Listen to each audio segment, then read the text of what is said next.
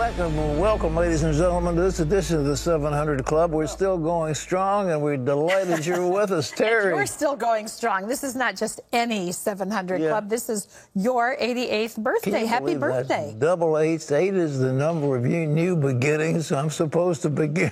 And you're getting 2 of them today. I'm getting 2 of them. That's right. Anyhow, well, spring supposedly started this week, but don't tell that to people in the Northeast.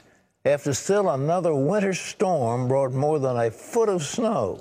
Well, the storm has left thousands of people without power once again and made travel in some areas virtually impossible. Mark Martin has the story. It's being called a four-easter, the 4th nor'easter to pound the Northeast in 3 weeks. The last time the country witnessed this was 3 decades ago. At that time, it was the middle of winter, not the beginning of spring. This time it comes at the end of a long, snowy winter. I'm tired of it. I'm done. Yeah, absolutely. Yeah, this is crazy. Give me the summer. Enough. I surrender. In addition to dumping more than a foot of snow in some areas and forcing millions to dig out from the storm, the latest nor'easter knocked out power to tens of thousands of customers. Just shoveling again here. Again? Yes. I'm a little tired of it. Who can blame him? The major storm led New York and New Jersey to declare states of emergency. The heavy snow and sleet made it treacherous for drivers. It's like there's ice on the bottom and then there's snow on top that makes it extra slick. Authorities reported at least 2 traffic deaths in New Jersey and on Long Island in New York. There is no reason to be on the roads unless it's an emergency. Tractor trailers were no match for the weather, flipping over in Virginia. For more than 6 hours, the Pennsylvania Turnpike remained closed after a crash in Lancaster County. The four-easter also affected air travel. Airport authorities canceled more than 4,000 flights Wednesday. We've been here now since about 2:30 this afternoon. When we got here, I swear it's like the cancellation was spontaneous. Like, as soon as we went to go check in, they said, oh, your flight is canceled, and it's been tough. Some tried to make the best of it. In the nation's capital, people moved about on their cross-country skis, and some people had a giant snowball fight on the National Mall. The spring snowstorm shut down schools across 6 states. Some school districts have had so many snow days this year, they're talking about holding classes on Saturdays to prevent the school year from lasting into July. Mark Martin, CBN News. Well, it's snowing. But, ladies and gentlemen, Congress said we're not going to shut the government down. Now, the snow shut it down. They shut the government down. But because of financial questions, they're not going to shut it down because Congress passed a $1.3 trillion spending bill. Wendy Griffith has that. That's right, Pat. That spending bill is 2,200 pages long, and it contains some things that Republicans want and some things Democrats want. The measure provides a major increase in military spending, something Republicans have said was necessary. Years of cuts and years of uncertainty have hollowed out our armed forces. You just heard the statistics. They're glaring. Aging equipment, personnel shortages, training lapses, maintenance lapses. All of this has cost us. It has hurt us. Last year alone, we lost 4 times as many service members in accidents and training exercises as we did in combat.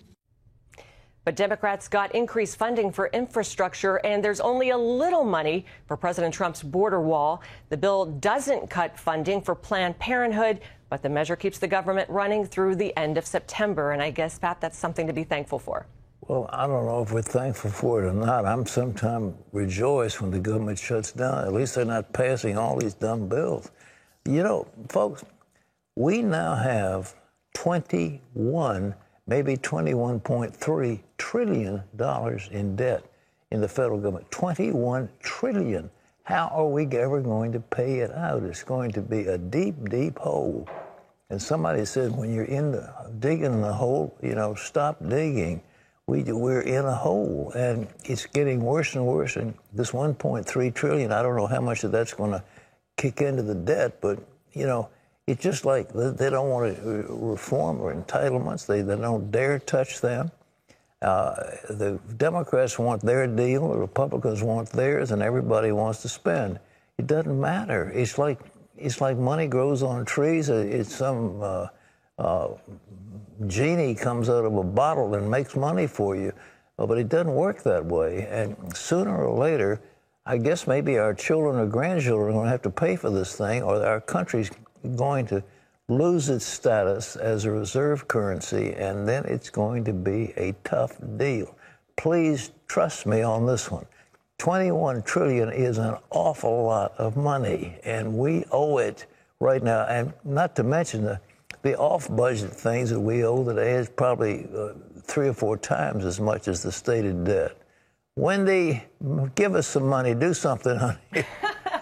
It's your birthday, Pat. Be happy.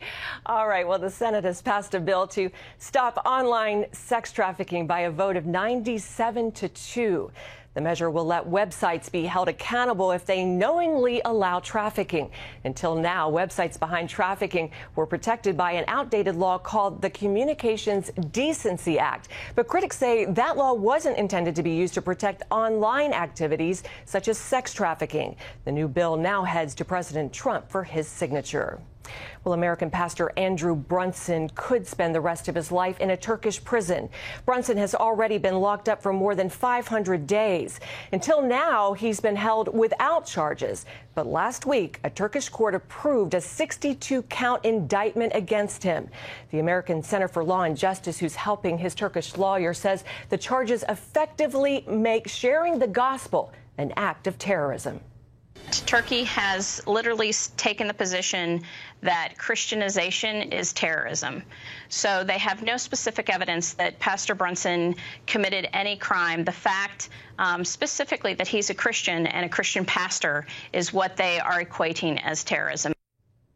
Pastor Brunson now awaits trial on April 16th, and he's asking believers everywhere to please pray for his freedom. Pat? I want you to know that the president of Turkey has taken that country in a radical shift. He no longer is trying, there was a revolution in Turkey, and it gave freedom of religion and freedom of speech and all the rest of it.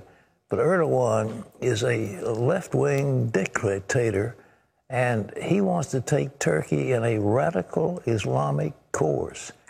Now, Turkey's supposed to be the anchor of NATO, and they are attacking the Kurds and doing all sorts of things. I think it's time that we put the hammer down on Turkey.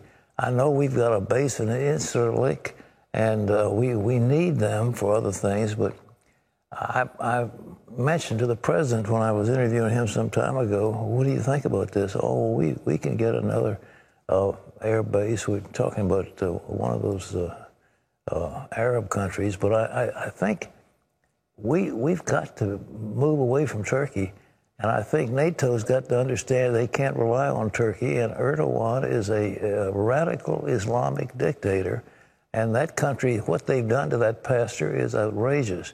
Preaching the gospel of Jesus Christ is not terrorism. It cannot be and should not be and never has been. But that's what they're accusing that man of in that court. Well, you know the court is rigged. Well, Erdogan has hollowed out the military. He's had a trumped-up, they claimed it was some sort of an insurrection against him and a plot to overthrow him. And so he purged the military, which was a strong defender of democratic values. And Turkey just can't be counted on. So I think the Turks used to be our dear friends, and they were strong fighters, but no longer. Wendy? Pat, this week, countless lives may have been saved at a Maryland high school because an officer used his gun to stop a teenage shooter. Many communities are now considering arming teachers as one way to protect students, and one sheriff's department is using a new training tool to teach people how to stop active shooters. Amber Strong has the story.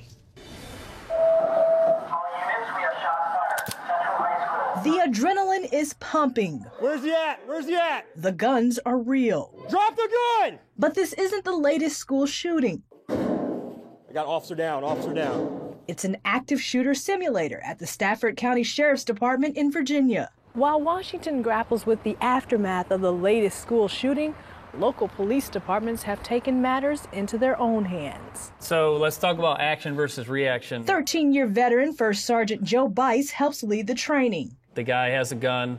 Could you identify him from inside? Is that the same guy that was in the theater? Dispatch, we got one ran outside. One ran outside. I thought when the one person inside the theater ran out, I thought he was wearing a white shirt. Once inside the simulator, officers like Deputy Dominic Torres let me see your hands! Face 100 different scenarios with numerous outcomes. Sometimes it's a school. Dispatch, I'm entering the library. Other times, a movie theater. Make sure you give him commands. Let me see your hands! Let me see your hands! Surrounded by sounds and pictures, a vibrating floor, and real guns filled with CO2. We don't have unlimited bullets in real life. If they shoot 18 rounds, if they try to shoot it anymore, they'll just hear a click. It's as close to the real thing as it gets. It's intense. You know, so 2 times in a row I did it, and my blood's still pumping. I'm starting to sweat a little bit. And, you know, it's good training. Drop the gun! That emotion is good. Bice hopes the program prepares officers for the worst. I've seen people shot before. It's intense. And then you know, add in children. You know, that's a lot of extra stress on the deputy or the officer that's involved that they're going to have to deal with. He also hopes it teaches them how to make tough decisions, like when to avoid lethal force. Stop! Get on your belly! They eventually want civilians to give it a try. So I did. Although nothing compares to real-life experience, Bice says he feels better knowing his deputies are arriving to the scene with this kind of preparation.